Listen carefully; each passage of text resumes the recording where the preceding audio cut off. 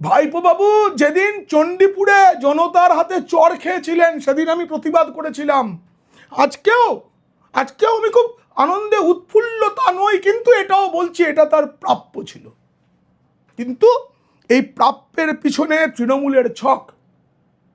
মানুষ চোর চোর বলেছে, কিন্তু এই আক্রমণের অনেকটা সাজানো হয়েছে যাতে এই বাজার থেকে পরিত্যক্ত, কেউ কেনে না এমন একটা প্রোডাক্টকে নতুন মোড়কে, যিনি হেঁটে ঘোরেন হেলমেট পরে, সেইভাবে তাকে বাজারে খাওয়ানোর পরিকল্পনা তৃণমূলের।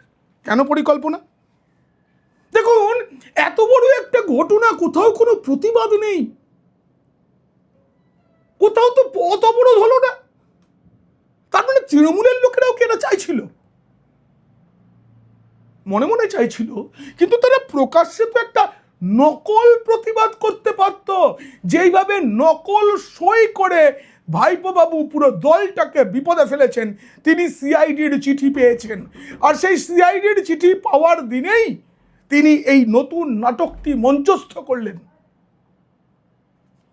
এবার বলি, পিসির ঘরে কত বড় বিপদ হতে চলেছে।